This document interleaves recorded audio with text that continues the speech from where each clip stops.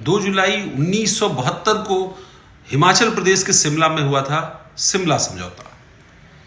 शिमला समझौता के तहत दोनों देशों ने तय किया था कि कश्मीर के मुद्दे को अंतर्राष्ट्रीय मंचों पर नहीं ले जाएंगे। यह भी तय किया गया था कि 93,000 उन सैनिकों ने जिन्होंने भारतीय सेना के सामने सरेंडर किया, आत्मसमर्पण किया है, उन सैनिकों की अदला बदली की जाएगी। यानी जो कुछ भारतीय सैनिक भी पाकिस्तान के खेमे में थे उनको वापस भारत लाया जाएगा।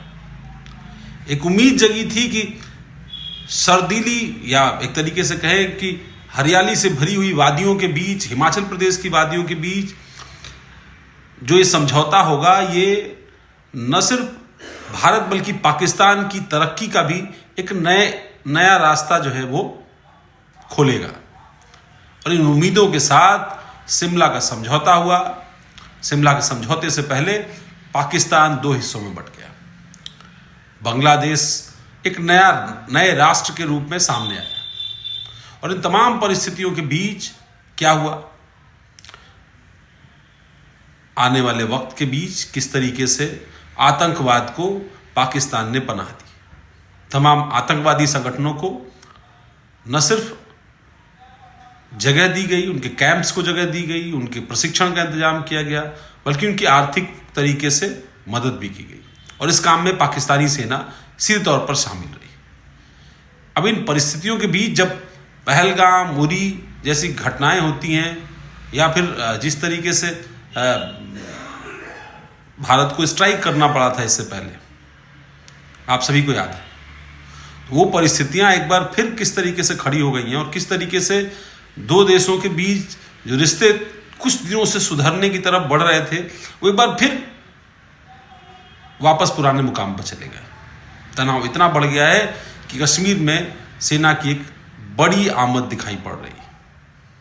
भारत की तमाम विपक्षी पार्टियों ने भी सरकार का समर्थन करते हुए सरकार को इस पूरे मामले में कड़ी कार्रवाई करने का आग्रह किया है। अब इन परिस्थितियों में जब शिमला समझौते की बात होती है, तब बात यह भी होती है कि भाई जिस तरीके से भारत ने आपको शिमला समझौता के तहत तमाम सारी वो एक्वायर की गई जमीनें, जो युद्ध में जीती गई जमीनें थी, वो आपको वापस कर दी गई, आपके सैनिक आपको वापस कर दिए गए। बावजूद इसके आप बार बार वो हिमाकत करते रहे।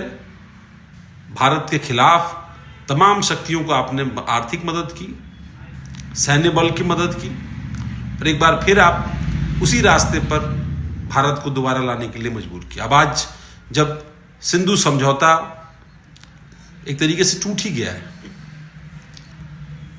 लेकिन जो ट्रीटी हुई थी वो अंतर्राष्ट्रीय तौर पर उसके अपने मानक हैं, उसको तोड़ने पर विवश किसने किया। और अब जब शिमला समझौता और ताशकंद समझौते के भी जार जार होने की स्थिति आ गई है, तो इन परिस्थितियों के लिए जिम्मेदार कौन है?